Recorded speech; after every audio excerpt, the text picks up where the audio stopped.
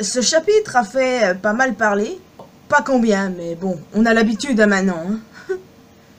Bienvenue à toutes et à tous, je suis Marius, j'espère que vous allez bien. Franchement, ce chapitre, moi, m'a fait beaucoup rire. C'est génial parce que quand un chapitre est aussi hilarant que ça, je peux vous dire que ma journée est bien, quoi. Enfin bon, de toute façon, on n'est pas là pour tergiverser à rien, on va parler de ce chapitre. Mais avant ça, un mot sur la première page comme d'hab. Bon, l'aventure du Germa se poursuit. La dernière fois, César Clone a débarqué en les sauvant. Et cette fois-ci, ce dernier les supplie de l'emmener avec eux. Ouais, bon bah, qu'est-ce que je vous disais les amis? Qu'est-ce que je vous disais? Connaissant le personnage de César, c'était logique. En tout cas, le chapitre a commencé sur le Sunny. On avait Luffy qui était enfermé dans une cage couverte de boss partout et qui se fait réprimander par Nami, comme d'habitude. Ce genre de scène entre Mugiwara m'avait vraiment manqué, parce que clairement les voir tous regroupés comme ça, tous ensemble, hein, bah c'est génial, ça m'avait manqué. Les scènes entre eux sont vraiment géniales. Bon, au moins ils ont survécu. Merci Luffy. Quoi qu'il en soit, nous connaissons désormais les nouvelles primes de l'empereur Luffy au chapeau de paille et ses 9 commandants, ou officiers. Je ne sais plus ce que disait la trad officielle. Mais en tout cas, les Mugiwara sont considérés ainsi. Logique puisque Luffy est à Yonko. Bon, on connaît déjà la prime de Luffy depuis plusieurs chapitres en arrière, mais celles des autres nous ont été dévoilées. Alors, la prime de Chopper est de 1000 berries. Bon, augmentation seulement de 900 berries. Tu me diras, c'est toujours ça, même s'il est toujours pas respecté. Alors, la prime de Nami s'élève à 366 millions de berries, celle de Brook à 383 millions, celle de Franky à 394 millions, et je suis morte parce que la photo de sa prime, c'est la proue du Sunny. Donc genre, voilà comment la marine imagine Franky. Le corps de Franky, la tête du Sunny. En tout cas, c'est comme ça que je vois le truc. Non mais c'est un truc de malade. Oh purée. Franky non plus là pour le coup n'est pas très respecté. Enfin, alors Usopp lui a une prime de 500 millions de berries. Sa dernière prime était à 400, si je dis pas de conneries, donc ils l'ont simplement monté de 100.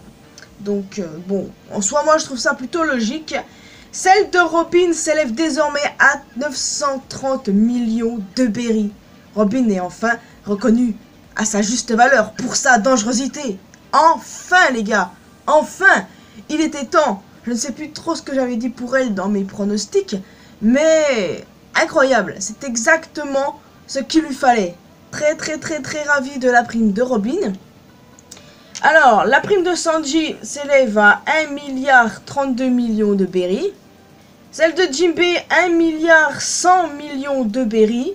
Et enfin, Zoro, 1 milliard 111 millions de berries. Oui, bon, au départ, il y avait eu une erreur. Après, ça a été modifié. Mais bref, passons. Sanji qui est en PLS, je n'en peux plus. Non mais, il me tue. Donc, voilà, en gros, le numéro 4, hein. Le numéro 4 de l'équipage, en termes de prime, hein, évidemment. Et c'est ça, en fait, toi, qui ne plaît pas aux gens. Non, le fait que Sanji soit après Jinbei. Bien entendu, ça fait rire les haters de Sanji, mais bon, voilà. Oui, parce que, vous savez, à chaque fois qu'il y a de nouvelles primes, les gens s'excitent. Et pas dans le bon sens, hein. Généralement, c'est pour pas grand-chose, hein. Je connais la commu One Piece par cœur, les gars. Je la connais par cœur. Je sais comment ils sont dans ce genre de cas. Non mais à force, hein, les réseaux sociaux et compagnie, je sais comment ils sont, hein. Si vous y passez autant de temps que moi, vous le savez, mais sinon, bah vous le savez pas. Et je peux vous dire que c'est vraiment quelque chose, hein. Ils ont tendance à se déchaîner, là, comme des malades, c'est hallucinant. De toute façon, qu'ils la ferment, hein, c'est pas eux qui décident dans l'histoire, voyons donc. Ils ont vu jouer ça où eux? Moi, je suis plutôt satisfaite de ces primes, hein, pour le coup, oui. Le fait que Sanji soit numéro 4 en termes de primes me fait bien rire, moi, personnellement. Et les gens n'ont pas encore compris que c'était un gag. Tout comme Nami, le haki des rois. Quoique, ça me surprendrait pas qu'elle l'ait. Non, mais vous avez vu ça? La Furixet. En tout cas, bon voilà. Moi, ça me va. Je n'ai rien de négatif à dire là-dessus. Je me suis tapé des barres avec la photo de la vie de recherche de Frankie, Sanji qui est en PLS et tout. Non, franchement, là, je me suis tapé des barres dès le début du chapitre. Et ça a continué juste après, les amis. Parce que la deuxième partie s'est centrée sur l'alliance improbable entre Baggy le Clown, Sir Crocodile et Dracul Mihawk. La Cross Guild, les amis. Les choses ne sont clairement pas comment on l'imaginait dans un premier temps. On a vu un Baggy en pleurs avec plein de boss, ouais, un de plus, en train de supplier pour sa vie. En réalité, la Cross Guild est une organisation fondée par Crocodile et Mihawk. Tout ceci n'est qu'un quiproquo en fin de compte. Ce qui n'est absolument pas étonnant quand on y repense. Ça cachait un truc, c'était évident. Et franchement, moi ça m'a fait rire. Et les marines qui sont vraiment débiles de croire que Baggy est le cerveau de tout ça, le cerveau ultime. J'en peux plus de leurs conneries, ceux-là. D'ailleurs, Baggy, Crocodile et Mihawk ont de nouvelles primes eux aussi. Crocodile possède désormais une prime de 1,965 milliard de berries. Et Mihawk, oh Mihawk, le chasseur de marine, épéiste qui surpasse Shanks le Roux en compétence, l'épéiste le plus fort du monde. Alors lui, il a une prime de 3,590 millions. Trop génial. Crocodile est enfin respecté, enfin. Et Baggy, oh et Baggy. Baggy possède une prime de 3,189 millions de berries. Et il est étiqueté comme, je cite, un facteur dangereux dont il faut se méfier. Je suis morte de rire les gars, Baggy il est carrément au bout de sa vie. Et Crocoboy et Œil de Faucon qui se servent de lui maintenant, le pauvre. En tout cas, c'était vraiment très très drôle. Et puis quel plaisir de revoir Crocodile et Mihawk, hein, bien évidemment. Sinon, vous pouvez arrêter vos guerres Shanks versus Mihawk maintenant.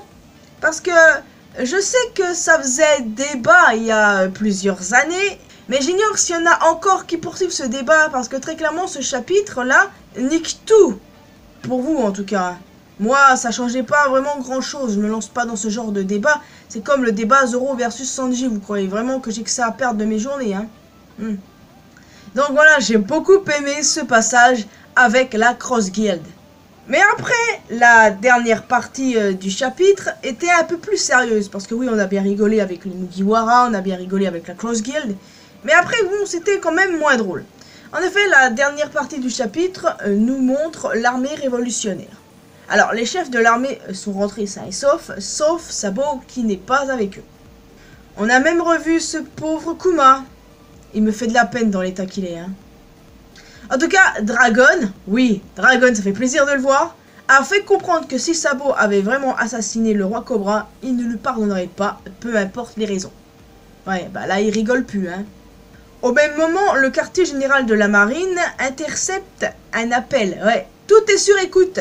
Et cet appel, c'est Sabo. Alors déjà, bon, je pense qu'on se doute tous plus ou moins que Sabo n'a pas tué Cobra, que tout ceci est un complot. Mais il y a certains fans, écoutez bien, certains fans qui évoquent la possibilité que Sabo finisse par devenir un antagoniste. Est-ce que c'est possible d'après vous? J'ai du mal, genre, vraiment du mal à imaginer cette possibilité. Non. Parce que ça voudrait dire qu'il a vraiment tué Cobra et qu'après, il fera sans doute face à Luffy. Non, pas possible. Absolument impossible.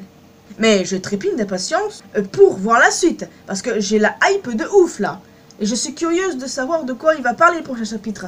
Si on va aller dans toute autre chose, si ça n'a plus un rapport avec les révolutionnaires, la Cross Guild ou les Mugiwara, peut-être qu'on va enfin connaître le sort d'Hancock. Parce que Hancock, on sait pas ce qu'elle devient là. Est-ce qu'on va voir où est Weeble aussi? Parce que techniquement, Hancock et Weeble, ce sont les deux seuls Yonko dont on n'a pas réentendu parler. Parce que là, on voit Mihawk, on a vu Kuma, on a vu Baggy. Enfin, vous voyez ce que je veux dire? Donc, Hancock et Weeble, ce sont les seuls qui manquent là pour le coup. Et je suis curieuse de savoir ce qui se passe. Notamment avec Hancock parce que c'est celle qui m'intéresse le plus pour être honnête. Donc oui, d'ailleurs, malheureusement, pas de chapitre cette semaine. Il va falloir attendre un tout petit peu les amis.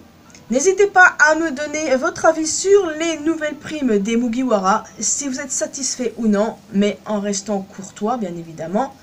Sur la Cross Guild, sur les primes de Crocodile, Mihawk et Baggy, et surtout si comme moi vous avez rigolé, parce que franchement, ça c'était beaucoup trop drôle. Et je plains vraiment ce pauvre Baggy quoi. Par contre, hein, Galdino, t'es une petite girouette. Et n'hésitez pas aussi à me faire part de vos avis sur Sabo. Est-ce que Sabo va devenir un antagoniste? Est-ce un complot? Que va-t-il se passer bien après? Trop hâte de le découvrir les amis, vraiment. Donc il est temps pour moi de vous laisser ici. Bien entendu, laissez un commentaire, un pouce bleu. Vous pouvez aussi me retrouver sur mes réseaux sociaux, Facebook, Twitter et Instagram. Vous pouvez également rejoindre la communauté mariusienne sur Discord. Et le plus important, abonnez-vous à cette chaîne ainsi qu'à ma chaîne secondaire pour que l'on puisse se retrouver dans une prochaine vidéo. Vive One Piece les amis, oui. À la prochaine.